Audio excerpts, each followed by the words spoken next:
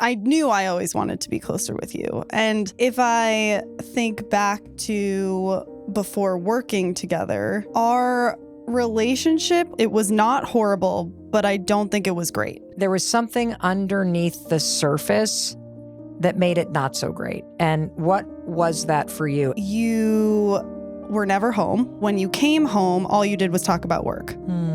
It was like all I wanted was your attention, and I felt like it was going everywhere but me. Really? Yeah. It definitely was. And I'm sorry. I was consumed with work because I was so scared about the amount of debt we were in. Me showing up in a way that makes you feel seen. Me showing up in a way that makes you feel like you're a priority. Me showing up in a way where I'm actually emotionally calm and I'm not tantruming or taking my stress out on all of you. That was something I didn't do. And so I did not provide you with what you needed. I fully own that. The relationship is a lot like a tug of war. You each pick up the rope, you hook it to the U-Haul, and now you're pulling each other with all the baggage and the weight. The fastest way to win the tug of war is to actually just drop the rope. Don't play. Let them. Let them tug. Don't tug back. Every single time that I was mad at you, I was tugging. Whenever we used to argue in the past, it would be both of us tug of warring. I think what ended up happening is I would start to tug and you would drop the rope and I would fall down. And I think that what is so beautiful about the let them theory is you actually can't play the game of tug of war when one person isn't playing. It takes two. Let them. Hey, it's your friend Mel, and welcome to the Mel Robbins podcast. It is always such an honor to spend time and be together with you. I am so excited that you hit play today, that you're here for this conversation. This one is going to be amazing. And the reason why is I'm sitting down with my oldest daughter. Her name is Sawyer. She's 25 years old. And we have just spent the last year writing the Let Them Theory book together. And the process of not only learning about the Let Them Theory and writing this book together, it has healed our relationship. And this is going to be one of those conversations that I know is going to be deeply personal. You're going to see yourself in everything that we're talking about. And you're going to leave not only with a deeper understanding of the Let Them Theory, which is this mindset tool that I discovered, about 2 years ago, that really helps you understand what's in your control and what's not in your control. And it helps you to focus on what you are in control of, which is what you think, say, or do, and to just let other people be. Let them live their lives, let them have their opinions, and really focus on your response. And a funny thing happens when you start to implement the Let Them Theory in your life. When you start to say let them, and you let people be themselves, you create space for change and transformation. Like, it's kind of crazy. The more you stop trying to control everybody else, the more control you gain. The more you let other people be themselves, the better your relationships become. And what I'm going to do today with you is I'm inviting you to sit down with me and my daughter, and we're going to unpack our mother-daughter relationship. And I promise you, you're going to see yourself. You're going to see yourself with your siblings. You may see yourself with your parents. You may see yourself with your adult kids. You will definitely see yourself with your significant other, whether you're married or dating or whatever, because the ultimate topic that we're talking about truly is that in most relationships, there's this invisible distance between you and another person. It's sort of this space that gets created over time with the people that you've known the longest, or the people that you love the most, or the people that you're related to. And it's this distance that gets created. It's like death by 1,000 cuts. The small things that you try to let go, the passive aggressive comments, the things that you feel kind of resentful or upset about that maybe happened in the past that you'd never quite gotten over. It's not even that the relationship's horrible. Maybe it's that you really wish you were closer to your siblings, but there's just something there that you can't explain that makes it feel impossible to just feel closer. Or maybe you wish there was just less drama and friction with your adult kids or with your parents or with their significant other. That there are times where it's fun. You really think things are okay, but you just can't quite get closer and have it be better all the time.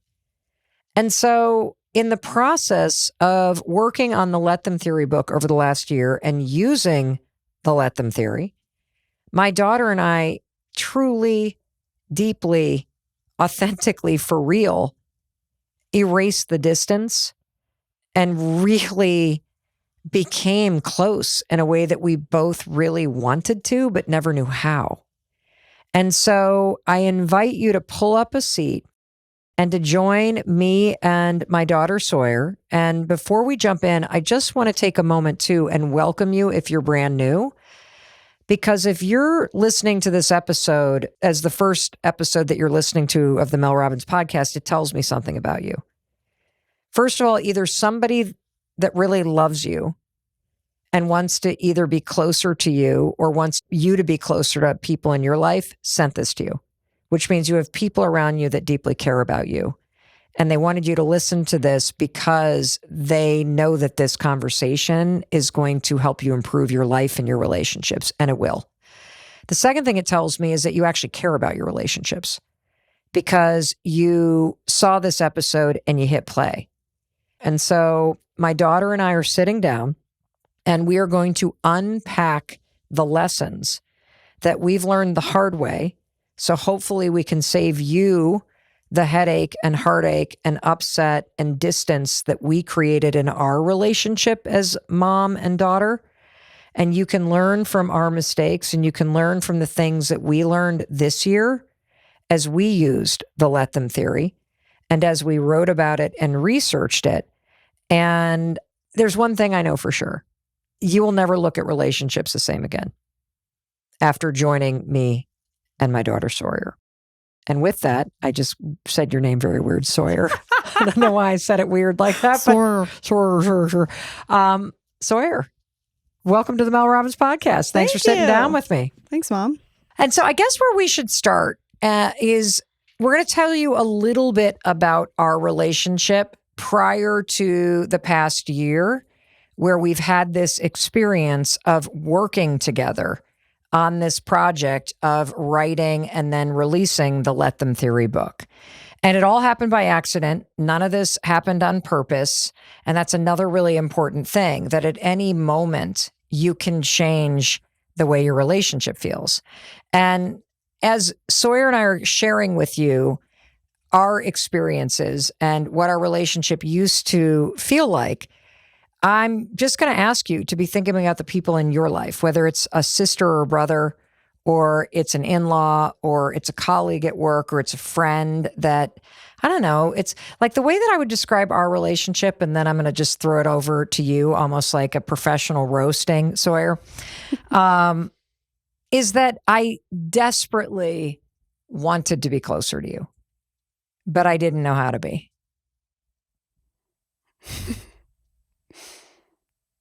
Your turn. That's it. Okay. Good setup. I think I always wanted to be, I knew I always wanted to be closer with you. And I think if I think back to before working together, our relationship, it wasn't horrible. I do have to preface, it was not horrible, but I don't think it was great. I want to dig in here because I would put our relationship, Sawyer, you're 25. Mm-hmm. You're the oldest of three. I'm 56. Compared to a lot of people's relationships, our relationship is great. We talk a lot. We respond to each other's texts. We love seeing each other. But there was something underneath the surface that made it not so great. And what was that for you? And please, like, just let me have it. Don't worry about my feelings. Just the more you can explain your experience as the daughter, I think the more powerful this conversation is going to be for the person that is here with us right now. Everything that I'm about to say, I think was very unintentional on your part, but I think after a lot of therapy and just reflecting on myself, and I think especially working with you, I've recognized this since, but before growing up, I always thought it was intentional.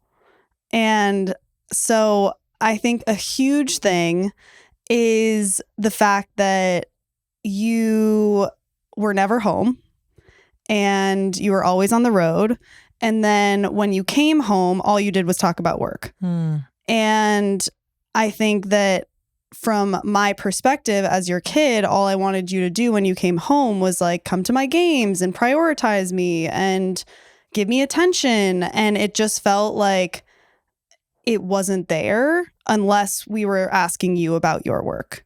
And I think on a separate note, my sister Kendall, she is younger than me by 18 months. She is a phenomenal singer and she is pursuing a career out in LA.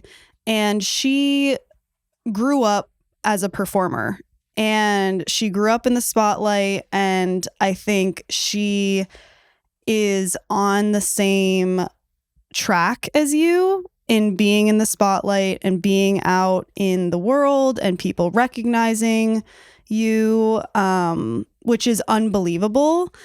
But I think I saw the both of you always relating on that and feeling very jealous that I didn't have a natural talent that I could deliver that would connect me to the two of you. So I always saw you guys as on the other side of the room and her getting all the praise for all the singing, and which she deserves and is amazing. But at the same time, I was just like, oh, I can't relate to my mom or my sister. Like, I'm different. I don't have a natural ability. Every time I'm addressed, it's, oh, you're Kendall's sister. Oh, are you the singer? Or are you Mel Robbins' daughter? That's awesome. It's never like, oh, you're Sawyer.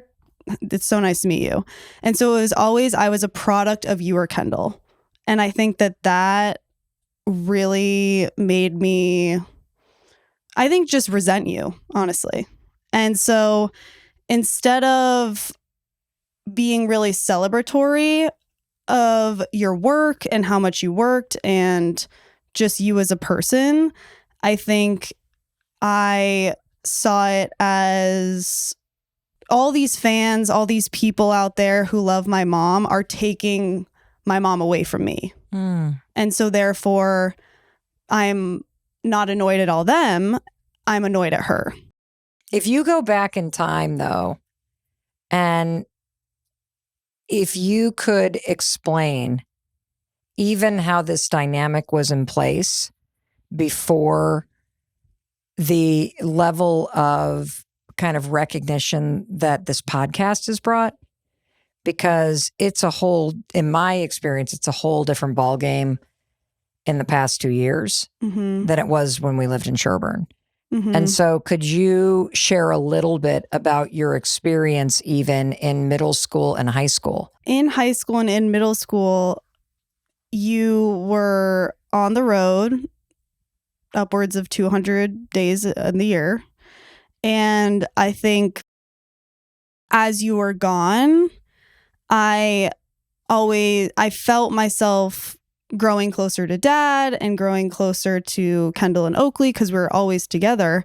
And then when you would come home, it felt like I think it was a story I was telling myself, but it felt in my eyes like you either were talking about work or you were talking about Kendall. And how are we going to grow Kendall's singing career? And how are we going to do this? And all of the plays and all this stuff, which is unbelievable. But I think that that was really my impression, is she's a workaholic, which she still is. But I have more of an appreciation for it now. And the fact that I just had this story in my head that it was like all I wanted was your attention, and I felt like it was going everywhere but me. I think it was. It definitely was. And I'm sorry. That's okay. It's not okay. I forgive you. Well, I think every working parent, especially those of us that have a job that requires travel, kind of has that like, ooh, in your heart, because there are times in your life where just out of necessity, you got to be on the road because that's what your job demands. And I guess I was lucky enough that Dad was home full time. Mm-hmm. But I do agree with you that I was consumed with work because I was so scared about the amount of debt we were in and just the relentless pressure I felt for almost a decade to be able to replace all the money that we had lost in the business and to get out of credit card debt and to be able to pay for college and do some of the things that I wanted to do. And you're right, like too many people, I spent too many years working and chasing the next thing because of the debt we were in. And I missed out on a lot. And so I can see why your experience was that I was always gone. And when I was home, I was talking about work or I was getting ready to leave on the next trip. Or, you know, Kendall, who is definitely way more emotional than you are, at least outwardly, was getting a lot of the attention. And I think this happens a lot with the oldest kid, that you kind of assume the role of responsibility and you became very stoic. And as much as I was trying to reach you, I didn't worry about you as much because you didn't emote as much. And that's not your problem as the parent. It's my responsibility to know who you are and to find ways to really reach you. But I didn't know how. It almost felt like, especially in high school, that you were pissed off at me and that you had crossed your arms and you were standing off on the side and that you were like, you're not going to get to me. You don't get access to me. Is that true? I think looking back, I pouted a little bit for sure. But I think definitely a little emotionally immature, acting like an 8-year-old, which you'll learn in the Let Them Theory book. I think another thing with families that happens a lot is I naturally am a lot more similar to Dad. And Kendall is a lot more similar to you. And I think Oakley is like a beautiful combination of you both. It's not like something horrible happened. No, not at all. I think most relationships have this like invisible distance and you can feel it and you can't quite understand why it's there. And if it's with somebody that you deeply love and that you have cared about for a long time, that distance and that sort of resentment that starts to build up is death by 1,000 cuts. That's what it is. Mm-hmm. It's over and over and over again, somebody feeling like they don't matter to you. And, you know, honestly, when you're the parent, Sawyer, it's your responsibility to make sure that your children know that you matter to them. It's not your responsibility as the child to make me know that I matter to you. It's my responsibility as the parent to provide that to you, just like it's my responsibility to provide you with food and water and shelter. Me showing up in a way that makes you feel seen, me showing up in a way that makes you feel like you're a priority, me showing up in a way where I'm actually emotionally calm and I'm not tantruming or taking my stress out on all of you. That was something I didn't do. And so I did not provide you with what you needed. I fully own that. I appreciate you saying that. Love you. And I also want to say, though, that I think there was a lot of times in our relationship where you really did try. Like, you actively were constantly trying to break the barrier between our relationship. What were some of the things that I tried to do? Because I know what I tried to do. Well, first of all, you tried to, let's go to the mall, Sawyer, and let's buy you a few things so you don't dislike me. Yes. Which I think, for those of you whose love language is gifting, I think it worked in the moment. And then the next day, something would happen that would reconfirm this story I was telling myself, that she doesn't care about me. And then it was back to this force field between us. And that's what I was going to say, is that I think there was things that happened over time that raised the force field. And then everything after that just reconfirmed it and made me feel like I was always already listening for that message, versus I completely shut out the, you matter, here's your gifts, here's that, the other, like, I'm showing up to your game. I already had decided in my mind that this is the story I'm going to tell myself, which is my mom doesn't care about me, and I am going to go pout in the corner so she comes closer and closer to me, versus trying to approach you in another way. And I think what didn't help that is that outside of the house and outside of our family, every single second, it was getting reconfirmed by strangers and by my friends, which is, oh, you're Kendall's sister. Oh my God, Kendall's blah, blah, blah, blah, blah. Oh my gosh, you're Mel Robbins' daughter. I love her so much. Like, can you give me your number so I can get to her? Like, give me your email so I can get to her. It was always like, how can I use Sawyer to get to Kendall or mom? And so I think that it was in the house, I was telling myself this, but also outside, it was kind of like other people were reconfirming that for me. And so it made the force field like indestructible. I think that that's a very common experience, even when someone in your family doesn't have a public facing career. Like, if you're the person in your family that's the middle child in a big family, or you're the youngest in a big family, you feel invisible. And you show up at school and you're Joey's little brother, or, oh, here we go, we've got another, one of the Mitchells, or, here comes another Jones through the school, that you start to feel invisible in the kind of reputation of the family or what your siblings did ahead of you. So I think that that's a very common thing. So would you say that once you decided my mom doesn't care about me, it was going to be very difficult for me to somehow shatter that force field that you put up? Yes. Why do you say that? I think it wouldn't be until I showed up differently that our relationship would get better. Really? Yeah. I'd like to know I had more power here. I appreciate you saying that, because it takes time to shift the dynamic.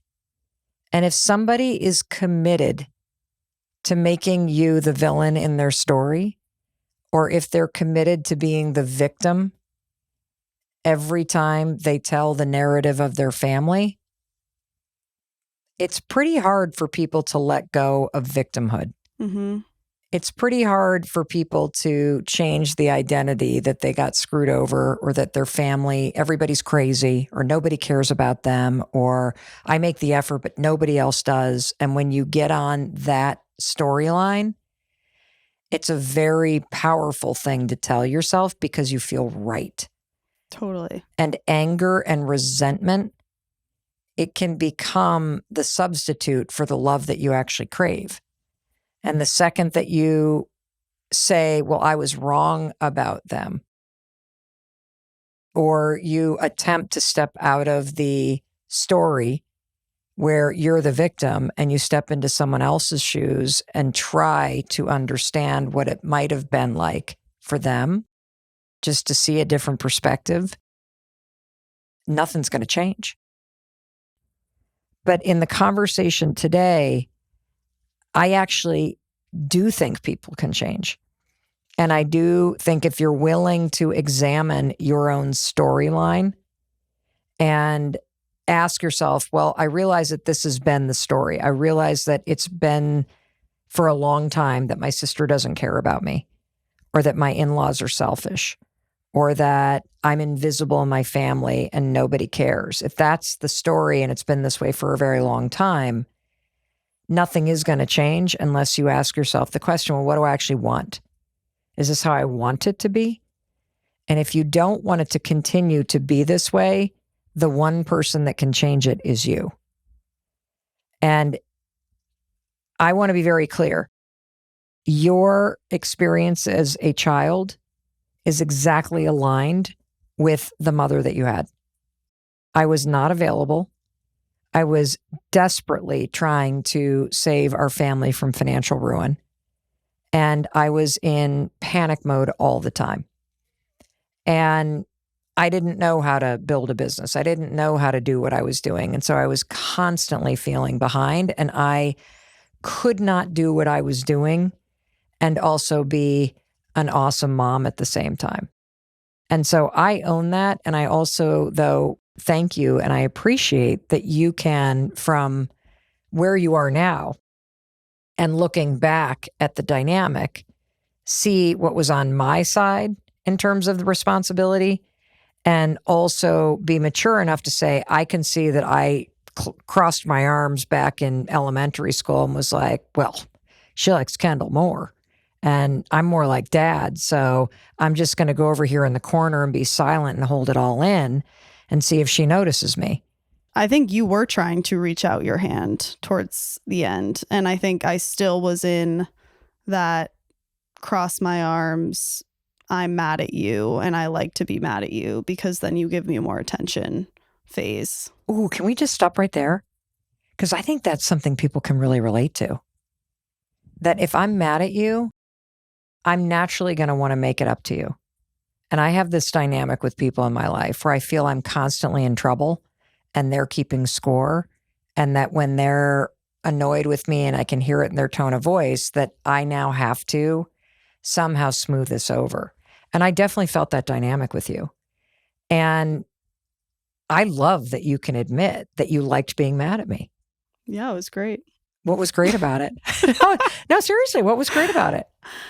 I felt like when I was mad at you, then you actually gave me the time of day. And it wasn't until I was in tears or I needed help or I needed some advice, aka your career, that you actually genuinely were paying attention to me without your phone in your hand, without thinking about other things. It was almost like if I was in trouble or I was mad at you or I was in a emergency situation, that is when I would get your full attention. And that is the only time I would get your full attention. And so I felt like I was training you unconsciously. Like I had no idea that I was doing this, but that I was training you to come closer to me whenever I was mad at you. Wow. You did. Because my experience of being your mother is that especially once you got to high school, you were like, done with me. I don't need you. I don't want you. I want your credit card. I want the keys to your car. And I want you to shut up and just not bother me. And so I started to comply. And I wanted something different, but I just didn't know how to do anything different or reach you without you being so annoyed or angry with me all the time. It's true. It was all because I looked up to you and wanted to be you. And I think that was like the same thing with Kendall too. It was like, I just wanted to be her. And I didn't know how to communicate that. And so instead of being like, I'm so proud of you, I want to learn from you, I want to go in the same direction, or I don't know what I want to do, but I think what you're doing is so cool. Instead, I was just like, I can never do that. And so therefore, I'm going to punish them. I think it's such a relatable experience. I am so grateful that we're having this conversation, Zoe, and I'm grateful that you're together with us because I know that this conversation is going to improve your relationships and you're going to feel so much better if you truly take to heart everything that we're sharing. And I cannot wait to see who you share this conversation with. And so let's fast forward to the part of the story where you go through college and you're out working for this massive cybersecurity firm. You're in your early 20s. You're like getting promoted. You have all this stuff. You're saving money and you decide that you're going to take this trip and backpack solo around Asia, something you've wanted to do since you were a little girl. You go realize this dream. And then what happens? So I quit my job and I go to Asia for 4 months and backpack solo to 7 different countries. And it was so amazing. I was on such a high. I came back from my trip. I immediately wanted to go back, but I had no money. And it was the middle of winter up in Vermont. I have moved back home, living with my parents at 25. This is a year ago, almost to the day. A year ago, almost to the day. And What were you thinking about the fact that you're moving in with me and Dad? I thought it was temporary. And so well, I hope it is. I love you, but I hope it is. Well, I'm still living here for everyone. But I thought it was temporary. And so I thought this is going to be a great refresh. I'm going to move to New York. I'm going to get a job within like 3 weeks of getting back. Like this will be totally fine. And then I get back and I just crumble with everything. I am crying every day. I have no idea how to process my emotions after I just completed like the biggest goal I've ever had in my life. And it's over. And what am I going to do now? And I can't go back into the corporate world, but I will never work for my mother. And Mom approaches me. And ever so slyly, she says, "Hey, Soy, you need money, clearly, and I need a little bit of help. How about you work on, for the entire next week, a little research project that I call the Let Them Theory. And I will pay you however much. I think it was like $50. No, it was like I was going to pay a professional researcher, like $40 an hour, because the Let Them Theory, I had stumbled upon it many months ago. I had shared it online. It had gone crazy viral. We had done one podcast episode about it, and that podcast episode became the 6th most shared episode on all of Apple Podcasts of the year. And so when something goes that crazy, I'm like, I need to dig in deeper and I need to understand, why is this resonating? Why are people getting tattoos that say let them? Before I commit to writing a book about this thing, let's dig into the research and see what all of you are telling us the power of the let them theory is. And so I was going to hire somebody to do it. And so I thought, because I was very clear, you don't want to work for me. You've always said, I don't want to work for you. I don't want to work for you, which I respect. You want to have your own path in life. Absolutely agree with that. Absolutely follow your own path. But I was like, okay, we both have a problem. Let's see if we can solve it together. And so you took on this project, $40 an hour, I think it was, to do a quick research project for 2 weeks, where I gave you the thing that had gone viral initially, like a 60-second thing, and I gave her the podcast episode and said, I want you to dig into the comments. And I expected you to come back within 2 weeks and kind of give me a couple pages of analysis, but that's not what happened. Within 27 hours, Sawyer produced a 36-page document that was a active Excel table with color-coded drop-down menus and source links including not only the 36 pages of citation and analysis and color coding and drop-down menus, but a 2-page synopsis, which also included the fact that she said, Mom, you can't write this book. Because what I'm seeing in the comments is 90% of it's amazing, but 10% of people are saying, I'm saying let them, and I'm really lonely. I'm saying let them, and I see that my friends don't call me back. I'm saying let them, and I see I'm the one in my family that makes all the effort. We cannot do a book about something that makes people lonely. There has to be a second part. Now, meanwhile, as she's saying this to me, I'm holding this very thick packet of information that looks like some sort of marketing engineer has used AI to create. And I'm looking at you and I'm thinking, oh my God, I think for the first time in your life, I actually understand the way your brain works. That you basically have a supercomputer between those bright blue eyes and those beautiful, like, ears and smile that is crunching data all the time. And if you don't have a monster of a project to aim it at, you aim it at yourself.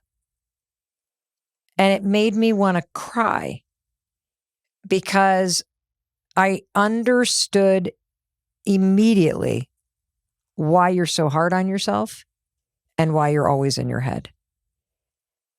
And then the second reaction that I had was, holy shit, I got to figure out how she can work for me because this kid is a genius. I've never seen anybody do research like this before. I have never seen something organized like this before. The analysis was spot on. And I will tell you point blank that the reason why the let them theory has 2 steps, step 1 being say, let them. And let them is where you detach from controlling another person and you let them be who they are. And step 2 is 1000% because of Sawyer. And step 2 is let me. And that's where you say, let me, and you direct yourself to the truth, which is the only thing that you can control in any relationship or your life or your career is you. Your response, what you think, what you say, what you do, how you process your emotions.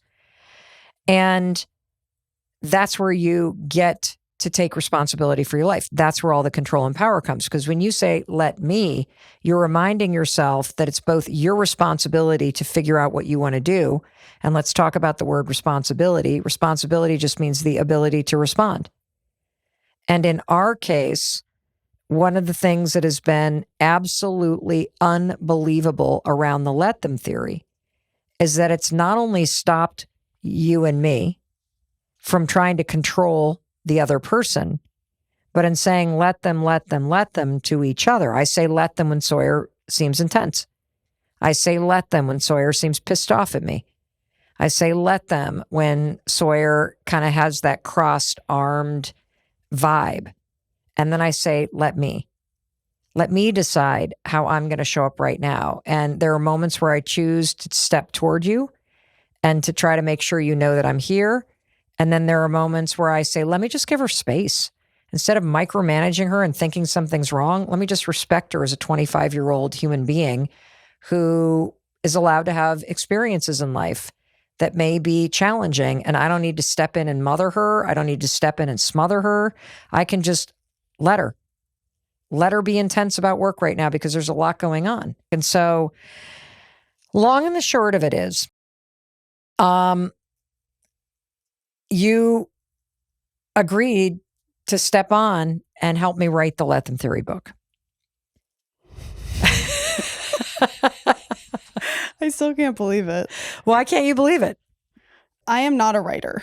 Like, I am not. I beg to differ, but go ahead. And I just remember you saying, Sawyer, I think we need to write this book together. And after loving the research project, I signed up and said, okay, but not full time.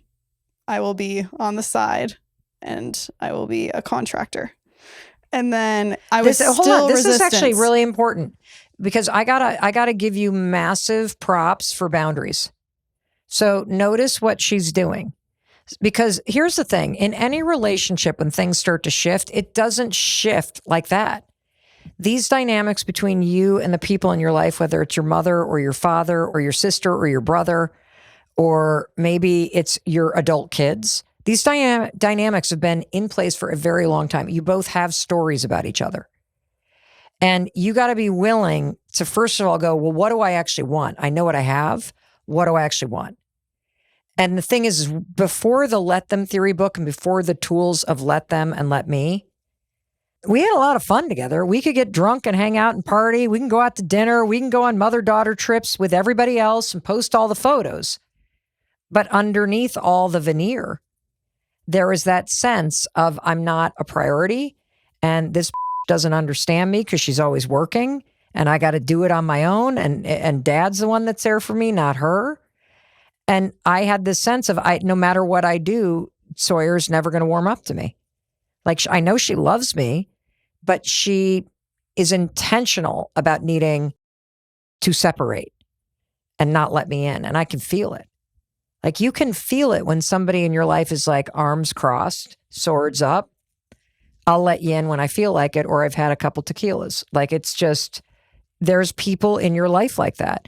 And you may have good reason to have those boundaries up because they've hurt you and because they're not predictable.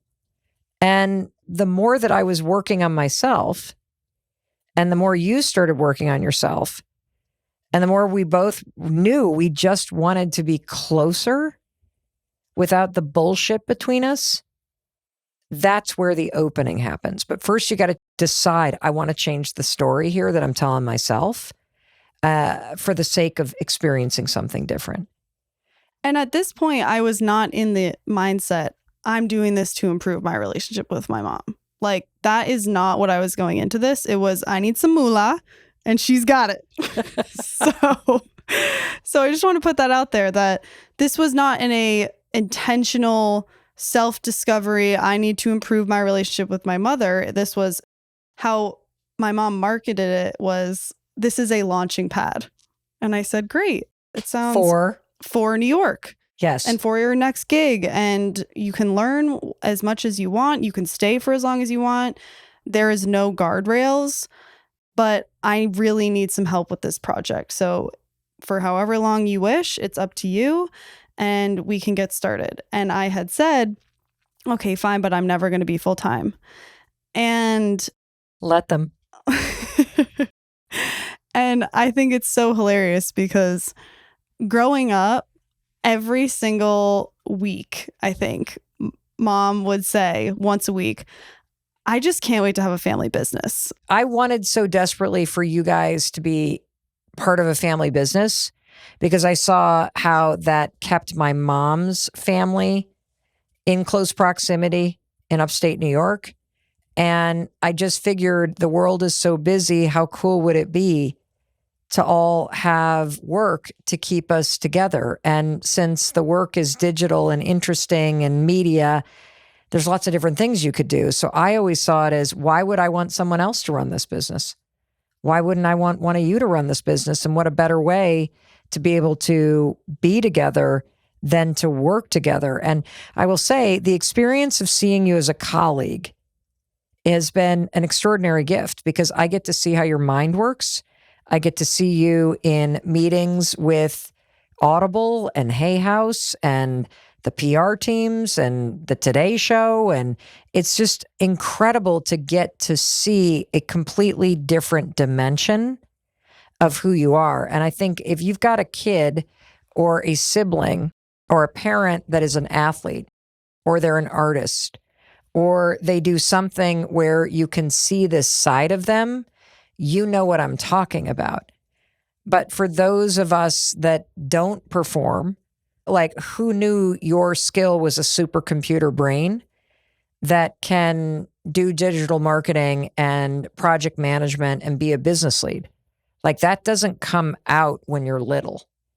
And I probably would never have seen it in you, but for the fact that we had this experience of writing the book together. And I'm saying this because I love thinking you don't know the people you think you know. That there's a whole different side of the person that you love that you've never even experienced before. Whether it's artistic talent or a knack for writing poetry, or they're an incredible sense of direction out in the woods and they can guide you anywhere, that the stories that we tell ourselves about the people that we know the best trap us in a relationship with that version of the person. And it limits your ability to experience someone in a new light. It's one of the reasons why so many of us love our friends so much more than our family, because our friends come in and out of our lives and experience us out in the world, and our family almost never does. Our family still experiences us as we were inside that family system, as the golden child or the troublemaker or the one that's this. And you start to resent the fact that people don't see you for your full self. And that's what this experience this past year has done with my relationship with you. And it's also why the let them theory and saying let them and saying let me is a game changer in your relationships. Because when you start to say let them, especially with family, it creates the space for you to accept someone as they are and perhaps start seeing them for who they are for the very first time. Instead of judging or wishing or managing or worrying, when you say let them, you do what everybody wants, which is you truly learn how to accept somebody instead of trying to control them.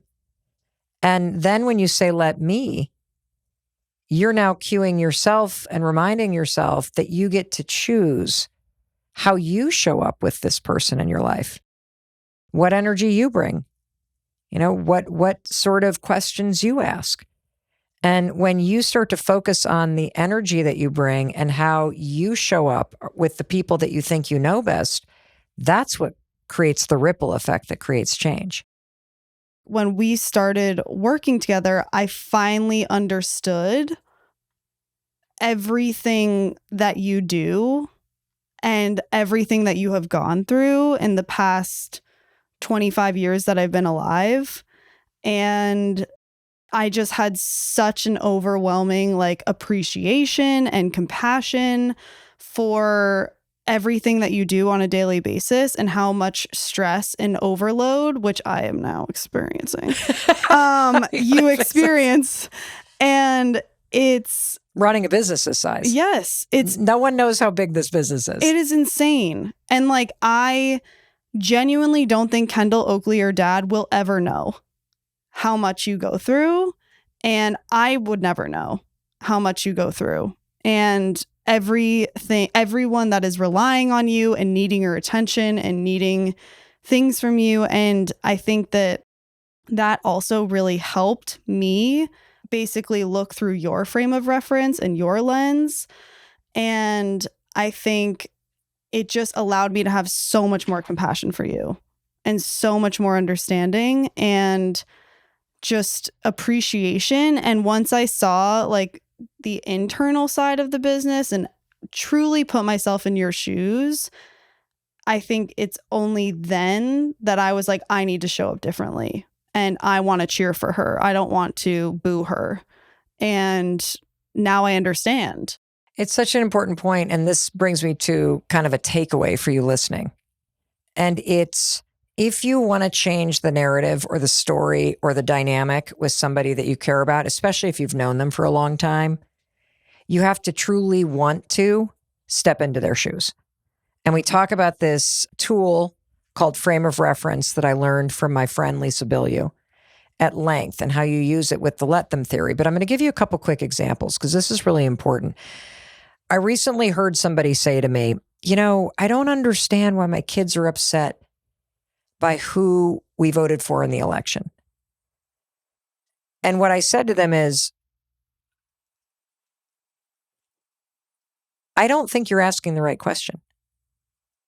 Because you just said to me, I don't understand why they're upset with me.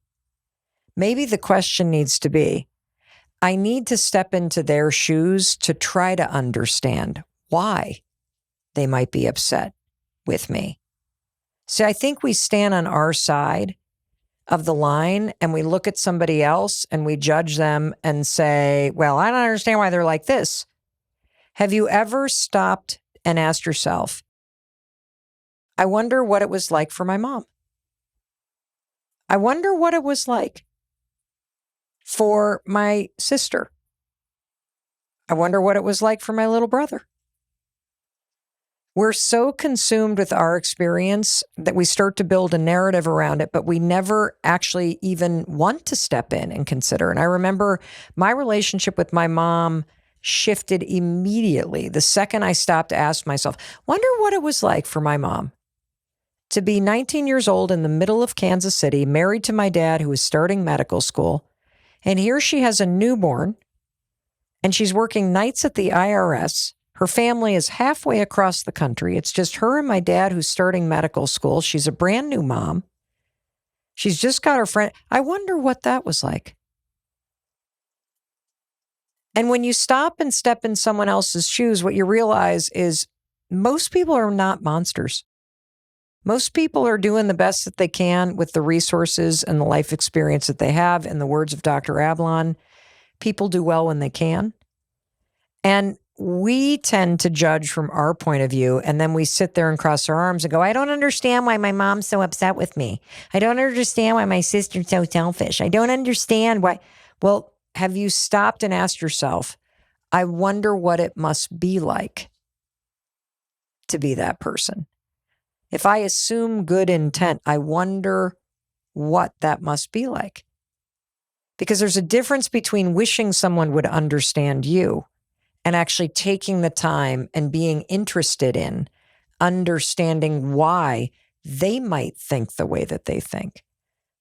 And when you're in a relationship with somebody, a sibling, a parent, an adult child, where you have got so much baggage built up, like you are literally pulling up to any conversation on the phone, any text message, anything. I want you to imagine you have a freaking U-Haul next to you. You got everything that's ever happened, all the death by 1,000 cuts. You're both kind of locked in this. It just takes one person to change the dynamic. But here's the thing. If you're the one that goes to therapy, if you're the one that listens to the podcast episodes, if you're the one that reads the Let Them Theory book, if you're the one that starts to calm yourself down and act like a more mature adult in the relationship, more loving person, if you're the one that's using the tools and you're saying, I wonder what it was like when my mom was such and such, or I wonder what it must have been like for my little sister, or I wonder what it was like for my dad, and you step into their shoes, do not expect the other person to do the same thing. Because expecting someone else to meet you at the same level that you are now trying to learn about and meet yourself and go through life, they cannot do that unless they've done the work. And what we write about extensively in the Let Them Theory book, in fact, the book is divided into 8 sections, and one of the sections is all about how our attempts to make other people change and our expectations that they should keeps the dynamic stuck. And so the hardest part about all of this is that, yes, you can change the dynamic, no question. Absolutely. And all you need is you. You do not need the other person's participation because your behavior and your emotional maturity is so powerful that it influences the dynamic. And if you're lucky, over time, it changes the dynamic. And I want you to think about it this way. Let's say you have a really antagonistic relationship with somebody. Every time you get on the phone or you see each other, it's like you both pull up in your U-Haul trailers with all the baggage. You both hope it goes better. But the relationship is a lot like a tug of war. You each pick up the rope, you hook it to the U-Haul, and now you're pulling each other with all the baggage and the weight. The fastest way to win the tug of war is to actually just drop the rope. Don't play. Let them. Let them tug. Don't tug back. And what's going to happen is the person's going to tantrum. The person's going to say flippant things. Oh, is this what you learned in therapy? Is this therapy speak that you're using on me now? Let them say it. I don't know, Mom. Just tired of the tension. Really would love to have a better relationship with you, so I'm trying. Oh, let them. Because they don't know how to operate in the new dynamic yet. They're still committed to the baggage and the story. They don't know anything different. And now that you're showing up different, you're calmer. You're not pulling on the rope. You're not stabbing back. You're just showing up. You're clear that you want to shift the dynamic. Every time they say something that would normally agitate the hell out of you, just say, let them. And let me remind myself that even when they act like an 8-year-old, I'm not their parent. And it's not my job to manage this. So let them. And when you stay in your power and you continue to do it over and over and over, the person in your life reveals how much they can meet you at this level. And you might be surprised. You know, there are people in my life that I've had antagonistic relationships with, and now that I have the let them theory, and I show up very differently. And I'm calmer, and I'm more compassionate, and I'm more understanding, and I walk away the second I sniff any kind of stress or antagonism coming. I just remove myself from the conversation. The dynamic's different. As I step into someone else's shoes and I go, I wonder what it must be like to be. And I really play out the story in my mind from the other person's point of view. You know, the sibling that didn't get married, the sibling that can't get it together. Wonder what it must be like to be the one that mom and dad is supporting. That can't feel that great. Huh. You know, wow, I could be a little bit more compassionate here. Maybe it's not worth my time and energy to actually get bothered by this. Maybe I should just bathe myself in feeling sorry for somebody and a little bit more compassionate that this is what their life is like. And just let them. And let me remind myself that I'm really proud of where I'm at. And I'm proud that I'm the emotionally mature person. And what you're going to notice is it takes time. Because as you said, Sawyer, and I thought it was a beautiful thing to share, that when you were angry, you got my attention. And a lot of people in your life are angry, or they're in breakdown, or they treat you in passive aggressive ways because it gets your attention. And what does that tell you? It tells you all they ever wanted was your attention. And maybe you can be the one that can close this distance because you start giving them the attention in an entirely new way.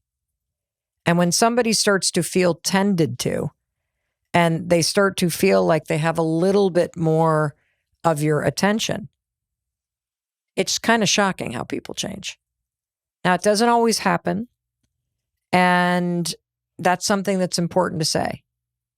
Because let them doesn't change things. It creates the space for things to change. And that's why this is so powerful. I loved the visual of the tug of rope. The tug of rope, because immediately what I thought was, if you put me and you on either side of the tug of rope. Yep. Every single time that I was mad at you, I was tugging. And every single time you would basically hold on tight and tug closer to me. Yeah. Because you just wanted to save me and do all this and do all that. Whenever we fight, whenever we used to argue in the past, it would be both of us tug of warring. Mm-hmm. And I think with the let them theory, which you started implementing with me and our family way before I even knew it, I think what ended up happening is I would start to tug and you would drop the rope and I would fall down, which happens every single time. And it's not falling down in the sense of I'm less than or screw her. It's more so, oh, she's just not playing this game anymore. Mm-hmm. And I think that's what's so beautiful. What is so beautiful about the let them theory is you actually can't play the game of tug of war when one person isn't playing. It takes two. And none of us want to see that we are a participant in a dynamic. And that's why it takes one person to change not only the dynamic with anyone in your life, but it takes one person to change an entire family system. And, as much as you can change the dynamic with anybody and you can improve any relationship because you can shift how you show up, you have to always remember something. There is one thing you will never be able to change, and that's another person. People only change when they feel like changing and when the conditions for changing are present. And that's important because if somebody doesn't want to change or they can't change due to some condition in their life right now, they're not going to change. And there's too many relationships where you're wishing someone would change and you're working against the fundamentals of human wiring, which is people have to feel that they are in control of their own lives. That's why they're tugging on the rope. They want your attention. They want to win. They want to be right, so they tug on the rope. When you say let them and you don't play that game, you just shifted the dynamic. And as things shift and it impacts someone else, now they have to question, if what I used to do doesn't work, maybe I should try something else. And that means you're triggering the truth about human beings, which is they only change when they feel like it. And if you're changing the dynamic and what has always happened and all the baggage is no longer relevant because you're not arguing over the same old crap anymore, then all of a sudden there's a lot less to argue about. And that's what creates this space that makes someone else actually want to change. Because most people are actually seeking your attention. They're seeking to feel important and seen. And they've just been going about it in very negative ways or in subconscious patterns that just don't work anymore. So, in the process, Soy, of you and I really learning how to use the let them theory to create more space for our relationship to change, it's really been extraordinary to get to know you in a totally different way. And I think that's one of the most exciting things about talking about this today with, you as you're listening to us, is that you have no idea what's possible in your relationships. You only know the way it's been. But I see a bigger possibility for you. There's no doubt in my mind that people in your life can change. Don't you agree, Soy? Yes, 100%. So we start writing the book together. And geez. What do you mean, and geez? Geez, oh geez. It was not a breeze. Oh my God, no. Mom. Yes. This was horrible. I genuinely think if the topic of the book was not letting other people be themselves, live their lives in order for you to live your best life and for you to finally be yourself, I would not be sitting here today. How come? Because this book writing process brought us closer, but also was, it was hard. It was really hard. The let them theory and saying let them and then saying let me as a way to diffuse tension and frustration and stress in your relationships, it doesn't make anything easy. It makes it happen. As we are writing this book together, and just imagine the craziness of this. We have a mother-daughter relationship, a daughter who does not want to work for her mother, a mom who is stressed out and running this massive business, dying to be closer to you. We now have this project that we're working on only because you need money. And it just so happens that the project heals our relationship because the tool that we're writing about is a tool that brings you closer to other people by letting go of controlling them. And it forces you to let other people be themselves, which makes you see them for the first time. I said, let them with you probably 5 times a day. I think I said it 25 times a day. And let me just paint the picture for you guys. Okay. So we are living together. Which is, I would not recommend. Do not recommend. Do a project virtually or something. But we are living together. So every single day for the entire last year, this is how it would go. We'd wake up. Hey, Mom. Hey, Soy. How are you? Oh my gosh, you sleep well? Yeah, sleep well. Okay, then we go to exercise together. No boundaries. Then we eat breakfast together. One of us is making the same smoothie for the both of us. Then we're in such a positive mood. We go up to the office, we sit down, and then all of a sudden, our personalities come out. Mom, her brain is the most beautiful, creative, absolute disaster tornado I've ever worked with in my entire life. She cannot make a decision. She is all over the place, and you cannot contain her in structure. She wants to creative write for, I don't even know how you got your other 2 books done, to be completely honest. Me either. But she would love to creative write every single day for the rest of time. She wants no boundaries, no structure. She pretty much writes the same thing 20 times in a row. And it sucks. And then I come in and all I want to do is, what is the organization? What is the structure? Give me the table of contents. Give me the outline. And I would literally set up outlines for her. Write this sentence here. Write this here. Write this. And the amount, you should see our Google Drive.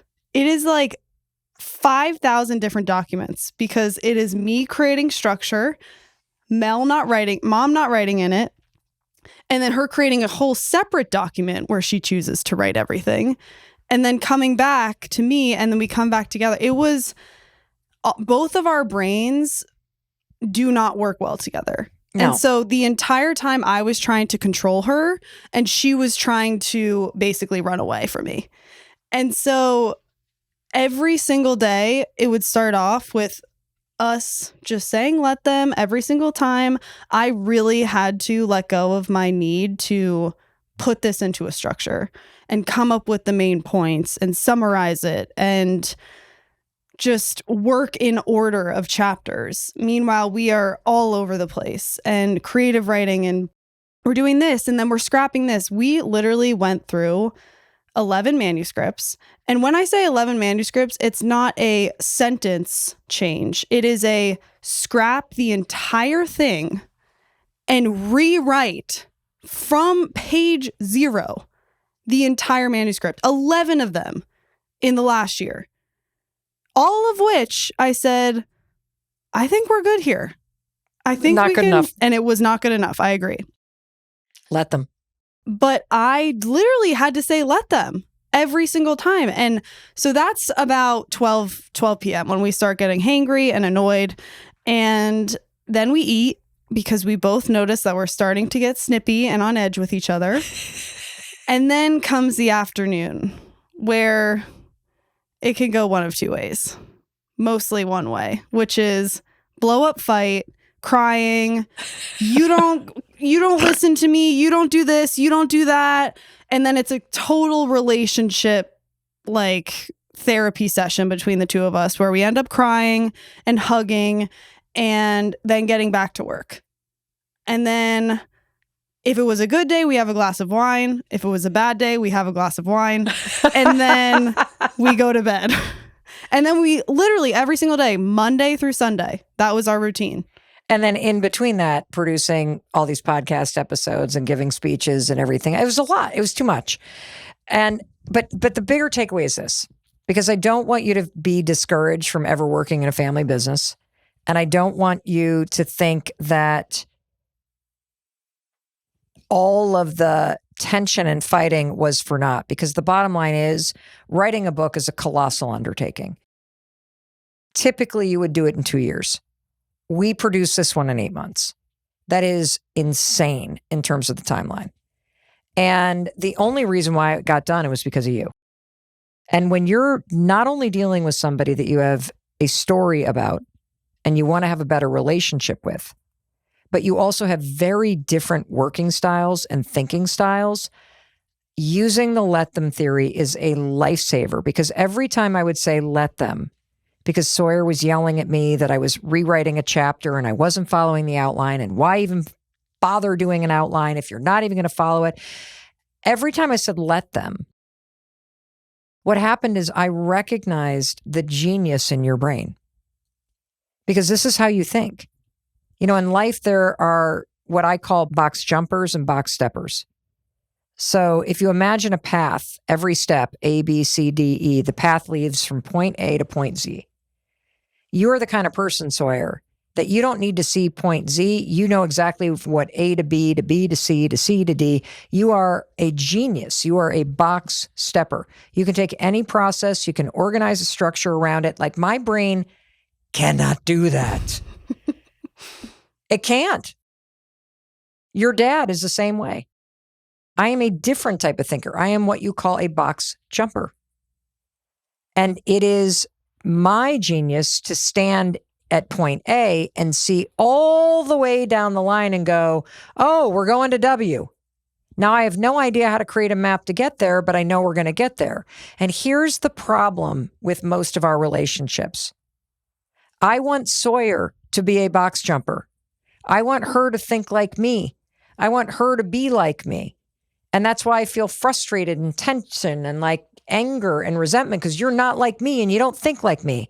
Meanwhile, Sawyer just wishes I was a box stepper, that I could go from A to B and then B to C. And she doesn't understand why my brain doesn't work the way that her brain works. And I think most of us build up this invisible distance with one another because we've never learned how to say, let them. And when you say, let them, and you let somebody freak out because their brain works differently or because their expectations weren't met. Like, I think a lot about, especially around the holidays or big celebrations. Of course, your family's bummed you're not coming. They love you. Shouldn't they be upset? Shouldn't they be disappointed? I mean, what's the alternative? I'm glad you're not coming because I hate you anyway. Instead of saying, oh, well, what does it actually mean if someone's disappointed? It just means they love me and they just wish I were there. Doesn't mean I have to change my plans, because two things can be true at once. Someone can be disappointed in me and still love me. And I can be kind of sad that this year I'm going to my in-laws and I'm going to miss out, but those can both be true. And what can also be true is my daughter and I can be very different thinkers, and we can be wired very differently. And through understanding and acceptance, there's room for both of us. And it's in that space where Sawyer can be frustrated because I'm, yet again, as an artist, I'm just an artist. That's what I am. I blow something up because I know that this isn't going to take us to W. And I can't explain to her how we're going to get to W, but I know her genius will get us there. If I can create space for your experience to be sad or emotional or mad, and just let them, and then I say, well, let me be honest with myself about what I know to be true, and let me hold space for you to be upset. Same thing's true with you. Okay, let them. Here goes mom again. The crazy, insane artist. Let her. And let me remind myself, as the project manager on this, if this doesn't hit the deadline, not my fault, it's hers. So let her blow it up, because it's her name on the cover. Let her do it, because she's going to have to reap the consequences of it. And it was not easy. And that's the thing about the let them theory as a tool. It's a tool that you are going to use every day in every relationship. I literally say it every day in my marriage. I say it every day with Sawyer, because little things piss you off. Little things make you roll your eyes. But instead of letting those little things become the invisible cuts that create the distance that makes your relationship slowly die and resentment take over, when you say let them, you just let them go. And it doesn't build up. And you learn how to love the person as they are instead of constantly wishing they were just like you, because they're never going to be. I think that also using the let them theory in this book writing process made this book so much better, because you let me write from a 20s perspective and I let you, even though I can't relate, from a 50s perspective. And so I feel like this book has so much relatable stories and it reaches so many different age groups, mine, yours, everyone's in between, that it actually brought the finishing product Oh my God, incredible. to be so much better. And I think that like just having both of our writing styles woven in throughout of it is really amazing. Well, if we hadn't had Let Them, we probably would have thrown this project out the window and said, let's not bother. And you would have quit and moved to New York and said, see, I told you. But it was the tool of saying let them and then saying let me that created the space for us to work together on a project and have very different styles and also very different experiences. Because this is my 9th book. We've done 6 audiobooks for Audible. We did the 5-second rule and the high 5 habit. So I've been through this rodeo. You haven't. And so it's also this experience of bringing someone into a project who is learning in the seat, doing a remarkable job, but also all the stress and anxiety that comes from never having done it before. 100%. And I think that also I noticed that you had done Let Them a lot with me when I was freaking out about things that you didn't think were a big deal and vice versa. And I want to say 2 things. I want to say one piece of advice of another way that you can use Let Them and Let Me. And I want to say one warning that I experienced during this process. Oh. So the first is that what I love about the Let Them theory is that you can vocalize it. And so I feel like in a lot of our conversations at the end of the day, Mom, I would say to you, I am trying to let you have your process, and I am trying to let you creatively write about this topic. And at the same time, I need you to let me create these briefs and create this, because this is how I think. And otherwise, I don't understand what you're doing.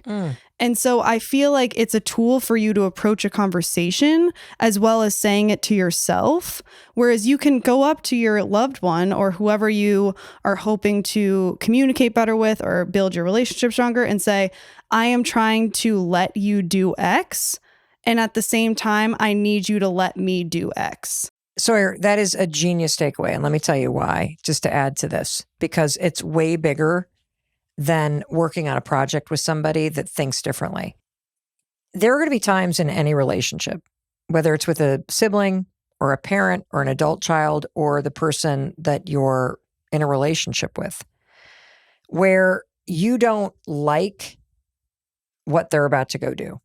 You're worried about it. You think it's a dumb thing. Like, for example, let's say you have somebody in your life who's planning on quitting a great job to go start a business. They want to follow their dreams, right? Of course you're worried about it. Most businesses fail. Of course you have concerns about whether or not it's going to be successful and whether or not this is the right time. But in life, you have to let them. You have to let them live their lives. You've got to let them follow their path. You have to let them try things and fail. So you can say to someone in your life that is about to change their major or quit their job or date somebody that you're like, red flags, red flags, red flags, which we all know nobody listens to anyway when you try to warn people. So you got to let them. But it is 1000% effective for you to go, and you need to let me do what I need to do in this regard. So you need to let me create a budget. If you're going to go quit your job and launch a business, you need to let me create a spreadsheet that shows you exactly how much money we have before we run out, which then allows me to manage what I'm worried about without trying to control you to manage what I'm worried about. Do you see what I'm saying? And so the second that you said to me, because I kept going, I don't need a table of contents. I don't need this. Just let me write. And you'd be like, Mom, I'm going to let you do your thing. But you have to let me organize myself in a way that makes me feel comfortable when I get on the phone with the publisher. Because I need to organize myself, and I realize I'm responsible for that. And you also started to realize controlling you isn't going to actually give you power. And then the warning that I will say is I found myself throughout the process, whenever you and I would get into it a little bit, that I would always let them, and I would always use that tool, but I rarely followed up with let me. And let me explain. So you would say, I need to do it this way. I need this from you. I need this, blah, blah, blah, blah, blah, XYZ. And my initial response, I would tell myself, let them. Do not react. Do not play into it. Do not try to be right. And as a result, my response was always silence. And I would always just let you go and let you do your process. And I would sit back and feel very sad and emotional and left out and felt like you weren't listening to me. And as a result, my emotions would bubble up and bubble up, and then I would explode. And I think what was really crucial and that I really noticed is that whenever I used let them with you, I always had to follow it up with let me, which is don't react, but collect my emotions, take a breath, say let them, let mom, let her do her process. Instead, let me communicate how this makes me feel or communicate how her not using the organization or the this or disregarding the months worth of work that I've done and creating something brand new is making me feel. Well, and I want to broaden this out because we really, in the course of writing the book about the let them theory and how stressful it was, use these tools all day long. And so this applies in every relationship, because if all you do is say, let them, and even if it's like the example of you go home and your mom is like, I don't know, I get all stressed out when people are coming over and got to clean the house and anybody that tries to help, I'm bristly. And if all the family does is say, let them, let her get all worked up, let her micromanage, and nobody then says to themselves, I got to say, let me. Mom, when you get like this, it's not fun for anybody. Let me help you. What that does is it breaks up the dynamic where there's invisible distance. Because your silence when somebody's behavior is making you upset, it actually creates distance. Because when you stay silent, you take a step away from somebody. And when you remind yourself by saying, let me, you now prompt yourself to say something. And every time you say something, not so that you control the other person, not so that you change what's happening, but so that you say how you're feeling or how somebody's behavior is impacting you, you actually take a step closer to somebody. And it's in hearing how my behavior was impacting you that would have me stop in my tracks and change how I was operating, because I didn't want to make you feel that way. I was just all stressed out and worried about the book deadline. So of course I'm like doing what I think it's going to do. Same thing with getting ready for guests to come over. Everybody's running around like a lunatic because they're stressed out. And when we say, let them, we don't let somebody else's stress impact us. But when we say, let me tell them how their behavior is impacting me, now I'm taking a step closer and seeking connection instead of creating more distance. Does that make sense? Yeah, 100%. And what's so beautiful about the let them theory is the fact that it's a gift to someone else as well. How so? I think that like all I want is for people to use the let them theory on me. I want people to say, let Sawyer do her thing. I want people to say, let Sawyer be who she is. I want you to say, let Sawyer want to organize and have her OCD and let me be who I am without trying to control me. And so I think that our relationship improved because we both were using let them on each other. And so I think that the let them theory improves relationships because it's not only when you start using it, the first step in proving and breaking this toxic dynamic, but I think it's such a great gift to share with other people and to share with your loved ones, because when they start using it on you, you're going to be like, hallelujah. Hallelujah, girl.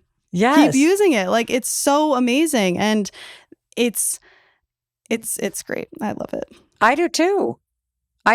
It like creates room for more love when you say it. And so I want to just make sure that you're leaving not only seeing yourself in a dynamic with a sister or a parent or an adult child or somebody that you love where there's sort of invisible distance and weirdness.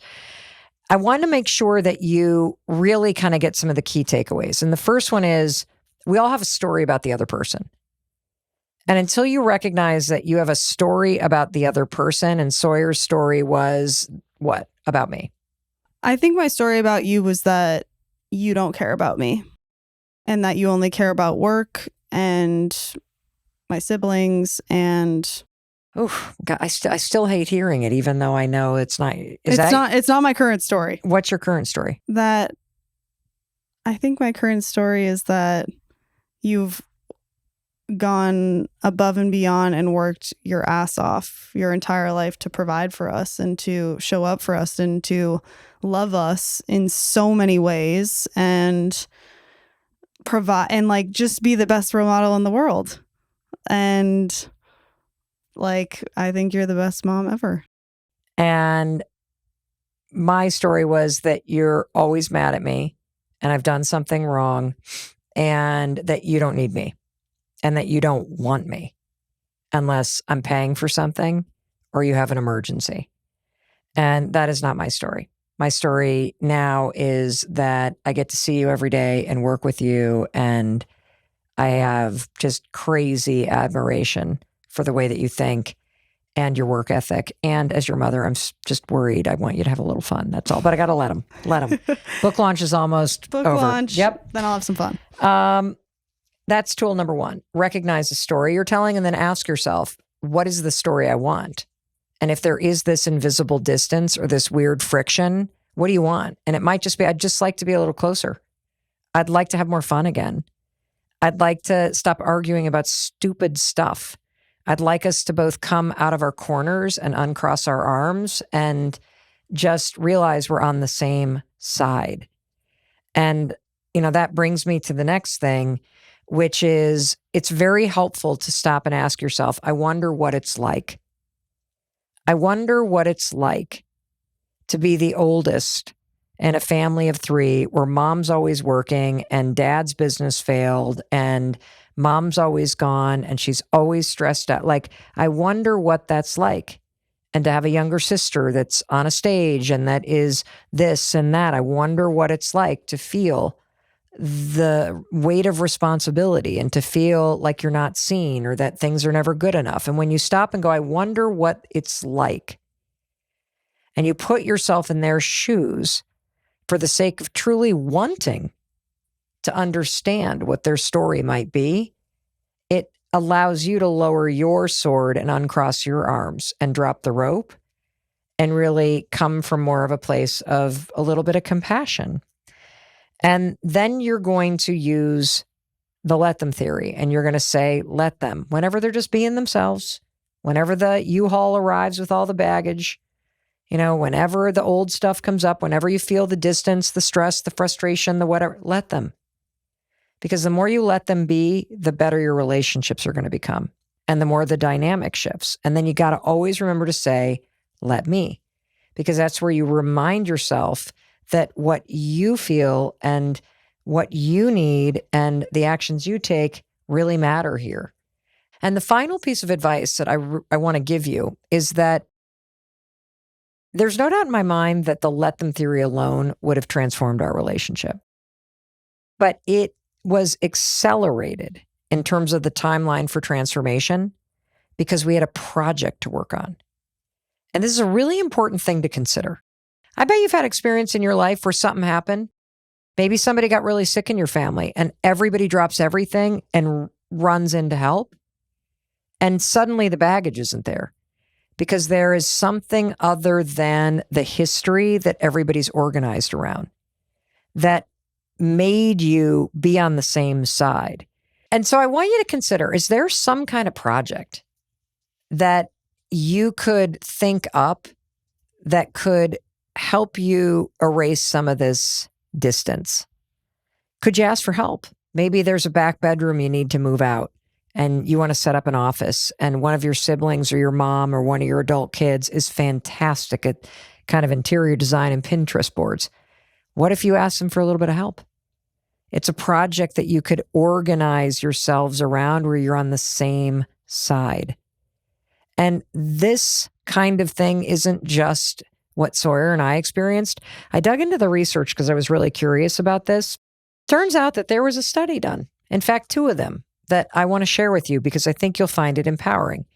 The National Institute of Health wrote about how when people have to solve a problem together, we had to write a book. Maybe your problem is you have a kid that's been diagnosed with dyslexia and you don't know what to do, but your sister's really good at this stuff. Or maybe you're going through a breakup and you need help and your mom's not that great until you actually need consoling. And so when you have a project that you can work on, a problem that you're going to solve together, number one, it creates this common goal, which is going to give you and this person in your life a shared purpose. It's going to allow the 2 of you to collaborate. And the other thing that it does is it creates mutual reliance. In any relationship where there's this invisible distance, you're not relying on each other. You're actually resentful and antagonistic of one another. When you come up with something cool, whether it's a project or a little trip you can take together or something cool you could do together or something, it's going to help you create a stronger bond because it gets the focus off the dynamic and onto the project or the problem you're solving or the trip you're going to take, something that creates this sense that you actually belong together. And I'm going to share one more thing. Do you know they actually did a study, this is out of the University of Texas, where hurricanes, they did this after Hurricane Harvey, and I'm not suggesting that hurricanes don't come with problems, but when a family or a couple goes through a natural disaster together, there is a massive jump in happiness after the hurricane goes through. Why? Because a natural disaster suddenly reminds you of what actually matters. And all those little things that have built up all over time and that created all that distance suddenly doesn't. Because you've got bigger things you need to deal with and problem solve and work on together to get through it. And that's what that book did for you and me. That's what you can create with anybody in your life. And using these simple tools, and of course, the let them theory. You have a couple simple things that you can do that will help you close the distance and create a different connection with somebody that you deeply care about. And I really hope you do. Anything else you want to say, Sawyer? The last thing I'm going to say is something I'm really excited about is that you and I not only are going to have this tool for the rest of our life, but we're going to use this tool for the rest of our life. And I am so confident it's going to continue with every use, that our relationship will get better and better. And the fact that we have this book and this tool that I can give to my own kids to improve. I'm 25. I don't have kids, but eventually, Do you use it with your significant other? Yes. Every day. Does he use it with you? I hope so. But he will be the first to be getting the book. So I'm very excited to gift it to him so he can use the let them theory on me. And I'm really excited too. Like, that's the thing, is that everybody thinks that this is about other people. It's actually about you. You want people to be saying, let them. You want your whole family to know this. And I am so excited for this to be out in the world. I'm excited for you to learn to use it. I'm excited for you to drop the rope and stop like doing the tugging back and forth with people. I'm excited for you to close the distance between you and people that you care about. And if they continue to be emotionally immature, you're going to have the let them theory by your side, because it does take time. I want to thank you for being here together with me and Sawyer. I'm so excited for the people in your life that you're going to share this with and that you're going to give the Let Them Theory book to. And I cannot wait to hear how you use it. For you, Sawyer, I just want to say I love you so much. It is the greatest gift in the world to have had this experience together and to get to share work together and experience a whole different side of you that I would never have if I was just your mom. I love you, Mom. I love you too. And I also wanted to be sure to say, in case no one else says it to you today, that I love you and I believe in you and I believe in your ability to create a better life. And the let them theory is absolutely going to help you do that. Alrighty. I'll be waiting for you the moment you hit play in the very next episode. I'll see you there.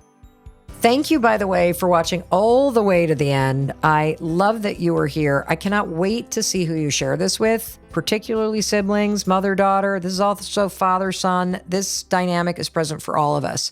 And one more thing I wanted to just quickly say, hit subscribe. And the reason why I'm asking you to do this is I have a goal, and the goal is that 50% of the people who watch this channel are subscribers. It's free, it costs you nothing. It's a simple way you can tell your friend Mel Robbins that you really appreciate the content that we're creating for you and the experts that we bring you almost every day here on this channel for free.